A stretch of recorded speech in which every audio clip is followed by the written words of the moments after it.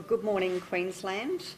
And can I say how pleased we are with the decisions made out of National Cabinet yesterday, particularly offering free tests, up to 10 free tests over 3 months to the most vulnerable in our community. The Premier and I, of course, have been proposing this for a number of days now, and I'm really pleased that that was a decision out of National Cabinet.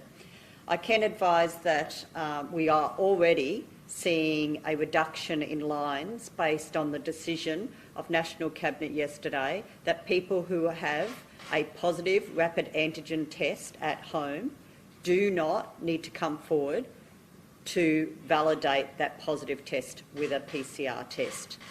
So again, I remind people, if you have a home test, it has come back positive, then you should assume you are positive with COVID and follow all of the advice that is readily available for you online or in many forms, or if you're not sure what to do, you can ring the 134 COVID number for advice.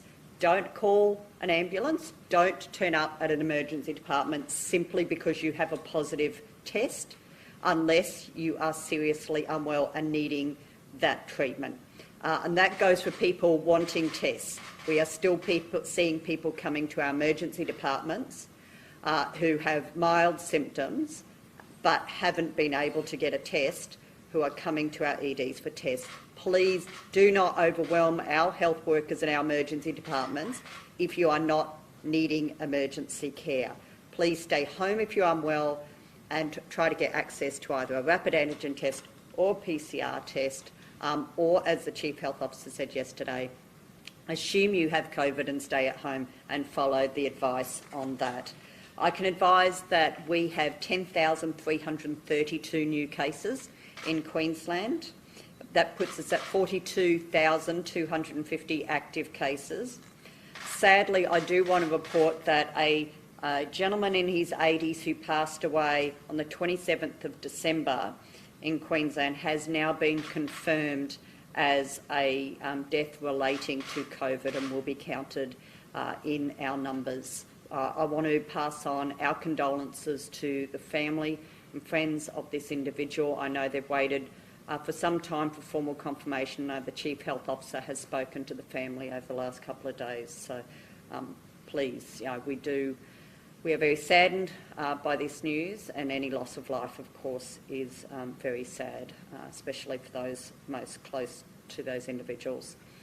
Testing, we saw 34,832 samples taken over the last 24 hours, and we now have 12 people in ICU. 2 of those are ventilated, and we have 284 COVID-positive patients in hospital, in addition to those in ICU.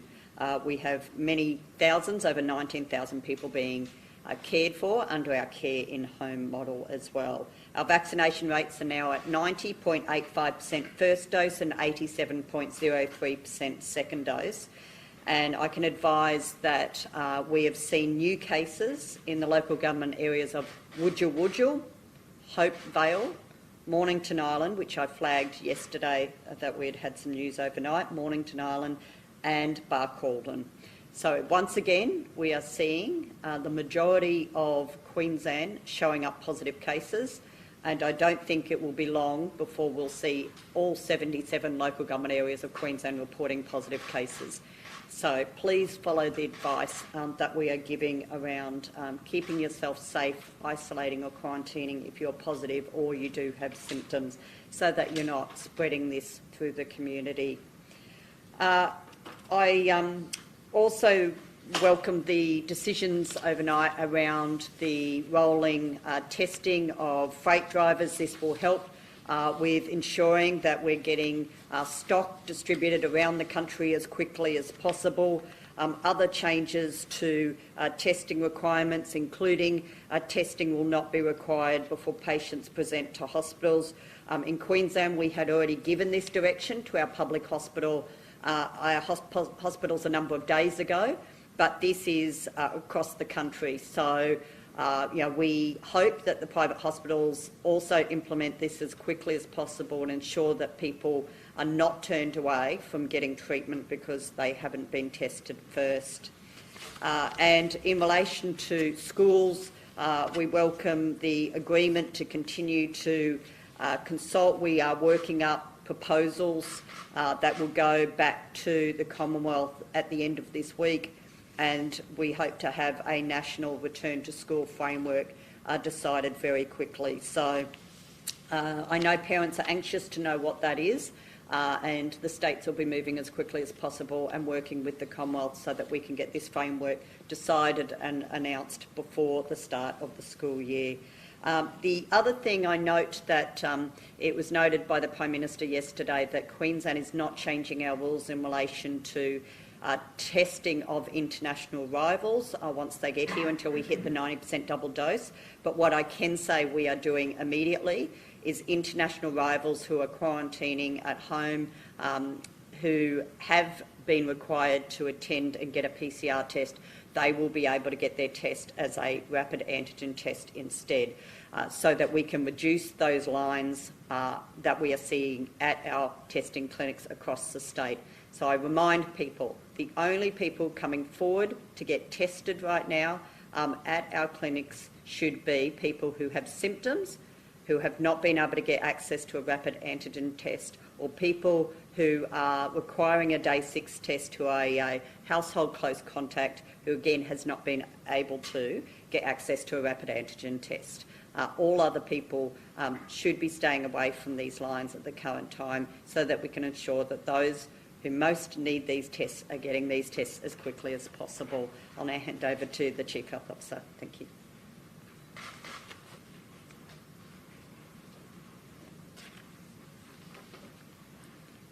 So today we have 10,332 confirmed cases of COVID-19 in Queensland over the last 24 hours. Of course, we know this is a gross underestimate of the true number because, as we know, some patients... sorry there.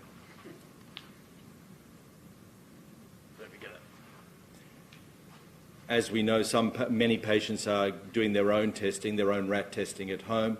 Some patients will have very mild illness and won't even recognise they have COVID-19, and some patients won't be able to access testing, unfortunately, as we all know. Queensland now has 42,250 confirmed cases of COVID-19, including the LGAs of Hopevale, Mornington Island, Buckhaldon and Wudjil. There are just 12 patients in the intensive care unit and still just the 2 ventilated patients, interestingly, and that's some cause for hope, cautiously, that we are not seeing a very major escalation in intensive care admissions yet, which we would have expected, say, previously, had this been an epidemic last year prior to vaccination or with the Delta strain. We know that at least 80% of the virus we're seeing in Queensland is Omicron. The number of patients in hospital, that is in the hospital wards with COVID-19, is increasing steadily, up to 284 cases in the hospital wards requiring treatment for COVID-19. Now, this is the intermediate level of patient, not the patient requiring the high-level intensive care support, but patients, for example, who might need some oxygen for a few days, and that number is increasing and is expected in the next 2 to 3 weeks to increase very substantially. And hospitals are now preparing for a substantial increase in the number of ward-type patients in the coming weeks. This epidemic is looking quite a bit different from the previous epidemic, where we saw a lot of patients in intensive care, mostly overseas and interstate. Now we're probably going to see more ward-type patients.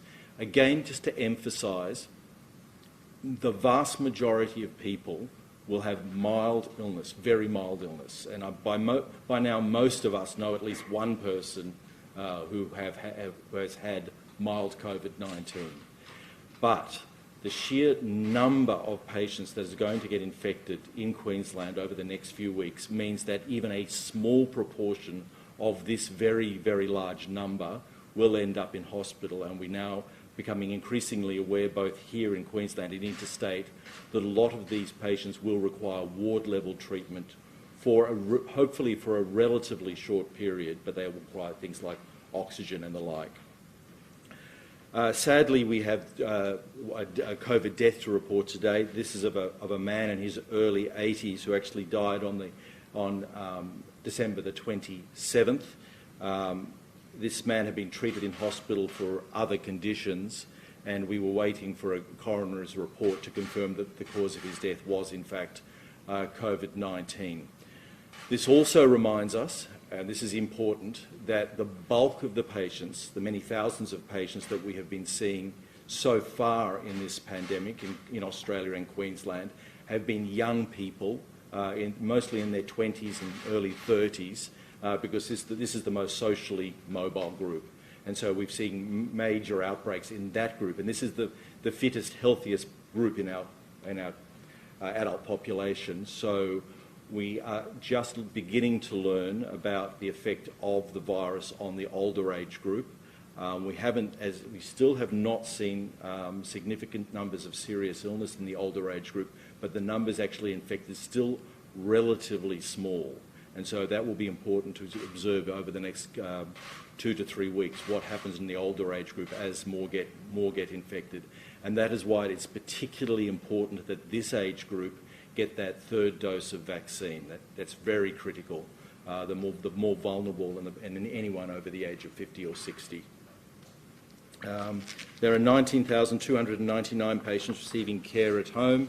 As of the 4th of January, vaccine coverage was 90.85% first dose for those over the age of 16 and 87.03% of second dose for those over the age of 16. As you've heard, the rat tests are slowly being distributed to the major centres in Queensland. This will take a while. There are, of course, major shortages nationally and worldwide.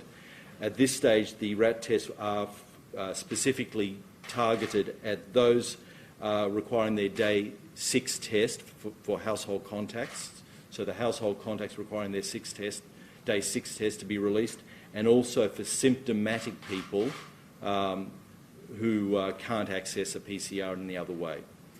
But it's important again to acknowledge the change requirement from National Cabinet that those people who have a positive rat test no longer require a confirmatory PCR test.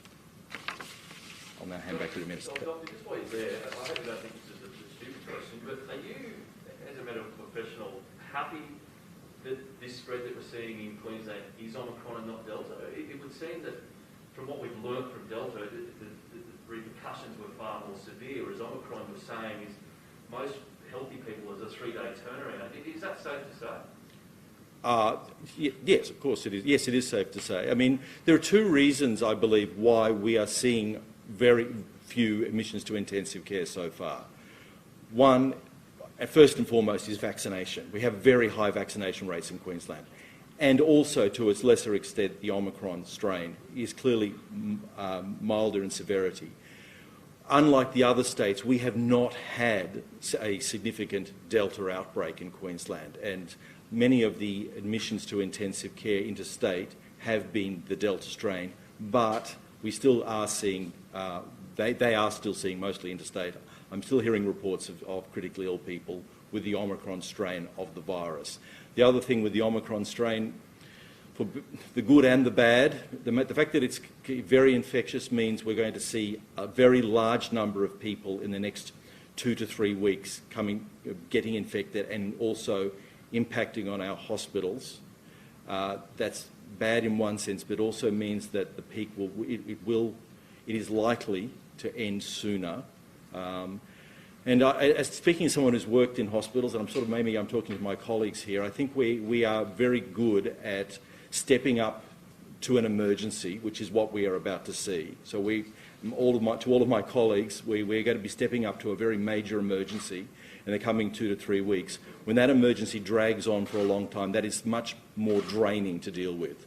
So there are there's an upside and a downside to this. With an emergency, there are so many things that people at home can do to help relieve the stress on emergency services, like bushfire plans, flood warning. What you're saying to people now to help with the emergency in Queensland would be, if you are fit and healthy and you're sick, just stay home, and that would go a long way to help emergency services. Is that what you're saying? Thank you very much. That's exactly what I'm saying, and I will repeat that again, particularly to those people who are fit and healthy and who have any illness that looks like COVID-19, even if they cannot confirm it with a RAT test or PCR, sore throat, headache, fever, runny nose, cough, please do not come to the emergency department. The biggest problems we're having in the hospitals at the moment is relatively well people turning up to the emergency department and causing problems there. And I understand why. I understand that they're having difficulty getting the test. So I sympathise. But for the vast majority of young, healthy people who aren't in any way immunocompromised, this is, for the most part, a mild illness. And I would suggest that only seek medical advice or go to a hospital, dial 000 if you become breathless, have significant chest pain, or are getting significant dizziness or fainting. Or perhaps if your illness is lasting more with fevers for more than 2 or say 3 days. Most people start to improve within 2 or 3 days. If it goes beyond that, I would start getting medical advice. But if it's just a short-lived illness, particularly if you're young and fit and healthy, you should be able to manage at home with Panadol and fluids and just looking after yourself and making sure that you keep in contact with friends and family who can make sure that you're okay. Well, so when you say you're preparing like for war-type treatment, that's to increase. What do you mean by that? Like, how do you, carry out infection control in the hospitals? Then if you're going to see that? It's not so much about infection control. It's more about preparing. We will reallocate staff, like medical staff, who might currently be doing jobs. For example, in elective surgery. I don't want to talk about elective surgery today, but there may well be that young doctors who might be working in surgical wards will be reallocated to work in COVID wards. That's the sort of thing we're talking about, and there may be some reallocation of ward purposing there will be reallocation of ward purposing in the coming weeks. Have you made a decision about elective surgery at this point? At the moment, individual health services will slowly be pulling back on elective surgery, and people will already be aware of that. But there'll be more. We'll be learning more about that in the coming days. But that's inevitable. I mean, I think we've all expected that. How many hospitalisations are you expecting at that peak? Is any modelling being done on that? I think it's fair to say the number will be in the thousands in Queensland. Tens of thousands? No, thousands. And do you have any more information about the other gentleman who died on the Gold Coast earlier in the week? No, so it's before the coroner. Minister, just to relay what the doctor has just said, I guess you'd be calling up, it's a pretty stark warning from the doctor. He doesn't hold back, which is good, but there is an emergency coming, and I guess your message to people in Queensland is that we can help, alleviate the stress on our system. And certainly, I don't think I covered it before, we did say over the last few days that we'd be getting our rapid antigen tests into some of our testing sites. There will be 150,000 tests, but there's 39,000 kits. So they come in kits of 4 that will be made available today. Now, I'm not going to say from today, because I expect that 39,000 will probably run out in a matter of hours, if not a couple of days. And we will then have to wait for the next supply to arrive. So we are going to see inconsistency of the availability of these tests that we can hand out at our testing clinics, and I ask for people's patience because I know that there'll be frustration when they see people getting it and then they will run out. But we've chosen our longest waiting lines across southeast Queensland, and at those sites today, some people will see we will be handing them out to day 6, and also to the most vulnerable that are needing it. So obviously if there's heavily pregnant women standing in that line, very elderly people who have symptoms, who are unwell, we want to give them a test if they want to take a home test, so they can go home and rest and look after themselves and do that test in the comfort of their own home, and not wait for long periods of time doing the PCR test. So we look forward to getting more of these tests, but we have only been given just over 150,000 at this point in time. So again, I ask people's patience, but we do have all this information online. How to prepare, how to be COVID ready. Just like getting, storm ready, we want you to be COVID ready. So if you haven't gone online yet and looked at what you can be doing to equipping yourself at home, with Panadol, with tissues, with just making sure you've got adequate food for a week if you need to quarantine. But that doesn't mean you need to go and buy up stock of food for weeks and months on end. Let's be sensible. We've seen those problems before, and our shelves emptying out. We don't need to see any of that. It's 7 days, and we know that people can do contactless delivery now with groceries as well, or you may be able to get a friend or family member or neighbour who can go grocery shopping for you and just leave it at your front door. So there's many, many things you can do to stay home, keep yourself safe, and also your friends and family. And no need to turn up at an ED or for a PCR test if you can get one of these other tests, or just wait for a couple of days. Minister, I know we're shifting away from focusing on case numbers, but with people using rapid tests, how are you planning to track the progress of the pandemic? So our team is working on this right now. We do still want to know that someone's positive, but that shouldn't have to be coming and getting a PCR test, lining up for hours and waiting days for a result. So we're working on a system at the moment so that we hope people will be able to notify us very easily that they have got a positive rapid antigen test. So we can get them into a system where we know numbers that will help us model and understand the growth of the virus in the community and the likely hospitalisation rate, but also if people really are vulnerable and need assistance, that we can still help them and know that they're out there in the community at home with COVID. So we're working on this. I raised this, this was a discussion with health ministers yesterday morning. I know they're looking at this at a national level. I would like to see a national system set up. It's a great idea, Minister. What about like QR codes? Well, I think a QR code, you just want to be the one who leads the way, Peter, I know. But I don't want to take away your thunder there, Peter, but I did discuss QR codes this morning with the Premier. Sorry. Look, we are looking at all options. Whatever's going to be quickest and easiest, that people can get their information into a system so that we know that they're positive, that we know the number of positive cases in Queensland and Australia, I think is really important. We don't want to take our eye off the ball as far as having an idea of the volume of the virus spreading through the community. Globally, they're still tracking numbers, and we need to find a way to manage this. But right now, we need to create a better breathing space on our testing clinics, on our pathologists, and prioritise who really needs those PCR tests. Minister, on ambulance waiting times, dozens of Queenslanders waited 10 hours or more for an ambulance to be dispatched, and that was before this wave of Omicron. How comfortable are you with those wait times, and what are you doing to tackle it, especially given there's going to be, there's already pressure? And I assume those that information's come from the question on notice that I've provided and tabled in Parliament. Yes. And so, what those times actually show is we are seeing a reduction. We're seeing an improvement.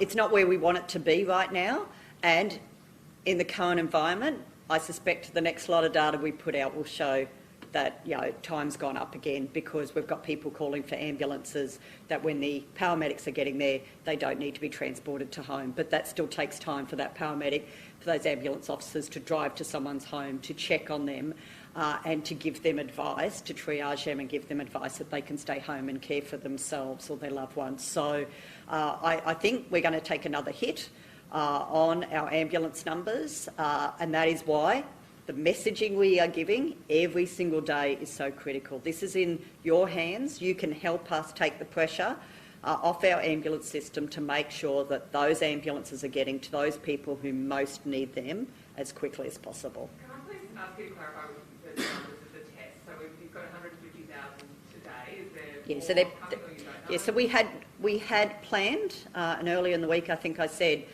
we were expecting 500,000 tests in the next few days.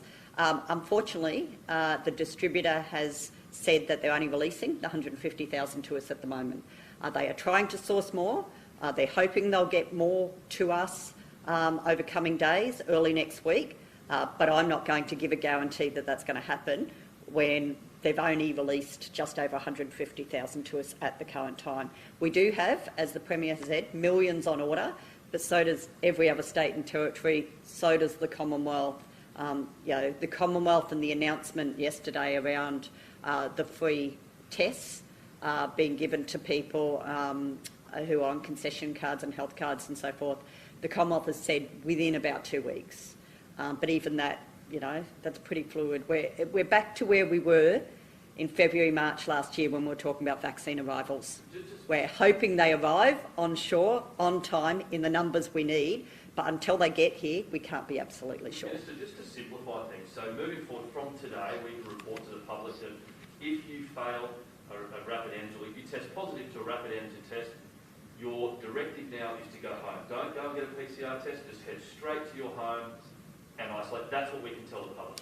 If you have a rapid antigen test that has come up positive, you do not need to go anywhere else to validate that positive result. You should assume you're positive. And now that you're working on that system, can people notify Queensland Health now that they've tested positive if they want to do the right thing? They certainly can notify us. We're certainly not going to criticise anyone for letting us know that they're positive and making sure that they're in the system, and especially if they have any underlying health conditions where we may need to assess whether they need to be monitored as part of our care in the home program. So they can contact us, but I'm asking people, if you are perfectly well and you've got a positive result, don't race to get on the phones and flood our 134 COVID number.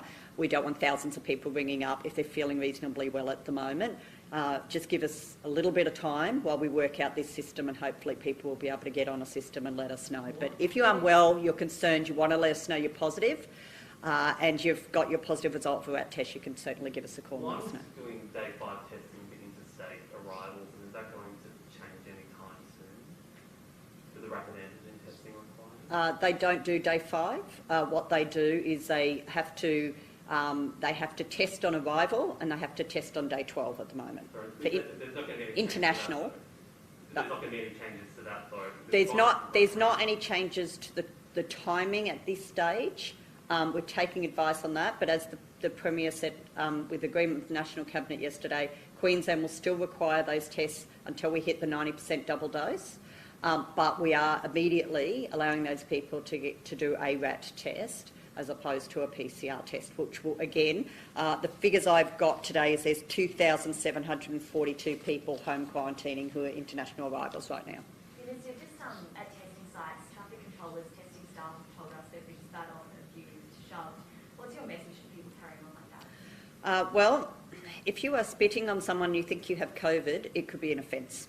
And you could be fined, and it could be a criminal offence. So, let alone you could be fined or charged, don't do it. It's disgusting, it's offensive, it's disrespectful, and you're doing it to the people who are there turning up every day to help you.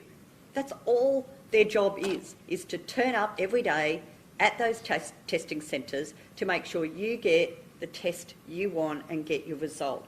So to abuse them, there's just no reason to do that. They are trying to help. Please show respect. We know people are anxious, we know they're frustrated, and we hope that the changes that we've been announcing over the last couple of days, and particularly what's come out overnight, we do hope this will ease some of those pressures and those waiting times. And I have already heard this morning that some of these lines are significantly down from previous days. Minister, just one more in relation to school returning. Some GPs are saying that they won't vax kids because they don't have enough resources. Parents are saying they're having trouble getting booking in the next 2 weeks. Are you concerned about schools returning back? Should parents be concerned? And what are you expecting to happen with kids that maybe aren't vaccinated? So I know our message has been go to a GP or a pharmacy and certainly book in to get your child vaccinated. They'll be eligible from the 10th of January. We will have our vaccination centres open as well, and our vaccination centres are walk-ins, so you can book as well, but our vaccination centres are walk-ins. We want parents who want to get their children vaccinated to get vaccinated as quickly as possible, and we will be working on ideas of how we can, again, support families in getting those vaccinations done. The statistics we've seen now with the 12 plus is incredible. We've got only about a 1% difference between our 16 plus that are fully vaccinated and our 12 plus. There is only a 1% difference, remembering they started so much later. What that says to me is there are parents wanting to get their children vaccinated. I suspect the 5 to 11s will be the same, and I encourage, jump on our website, have a look at where our state vaccination centres are and where you can walk in, but also keep checking, because I am aware that there are pharmacies that have availability. So please keep checking with your local pharmacies as well if you can't get into your GP. But we hope that GPs will be doing these vaccinations as well, because we all need to do our part to make sure that we can get these young people vaccinated as quickly as possible. On the rapid test again, so can you just explain how they're being distributed? I thought the other day it was understood that the government said there were 500,000 rats that you've taken delivery of. So there was 500,000 that I was advised on Tuesday would be able to be leaving the distributor within the next couple of days. Instead, what was released to us was 150,000. So we have been working with this company about extra supply, but once again they have confirmed overnight that that is the only supply they've got available for us right now. And we will keep working with them to see if we can get the remainder of the 500,000 that we were told would be available to us, see if we can get that over the next few days. But of course we've got that much larger supply that we're expecting as well. Where are they coming from, overseas? Or? They're all coming from overseas, many of them, yeah. In particular, or? No, I'm not aware of the source from that particular company. Just one last one to come through from the Gold Coast. Are you concerned about the Gold Coast University hospital admissions at the moment, that they are starting to fill up? They are certainly increasing, but again, every day I am asking the question of how, not just how each hospital and health service is managing, but also how each of our hospitals are managing. They will make decisions on the ground whether they need to shift their resources, their staffing, and I know the Chief Health Officer is very keen to talk to all of our hospitals and our chief executives as well to make sure that every doctor, every nurse, every physician, every clinical specialist, health worker out there understands that they are all COVID health workers now. Doesn't matter what your specialty or your area of work is, we all need every one of our health workers to be pitching in to support managing these COVID patients no matter where they work in our hospitals, and that's what we're working through. You didn't have any money riding on the joke that win the Oz Open, did you? No. The doctor, did you back the joke enough? Just one more. Do you think there should be a statue of the Queen? Jared Leigh is calling the one to be commissioned. We've had 10,000 positive cases overnight. I think my priority is keeping people safe and trying to make sure that we have the least loss of life for COVID as possible. If Jared Leigh sees that as his priority, that's up to him. Thanks. Can I just ask you one question on the schools returning? Dr. Gerard, sorry. Are you expecting that they will, if there are kids who are unvaccinated, are you expecting to see mass cases? Will they effectively turn to spread? Are we expecting to see mass cases among children? There could well be. Remember that this illness in children is mild usually. It's quite possible that significant numbers of children will get infected, but in children the illness still is mild in the vast majority of cases. So yes, possible, but I wouldn't be. If I were a parent, I would not be unduly concerned. I'd be getting my child vaccinated, but I wouldn't be unduly concerned about it.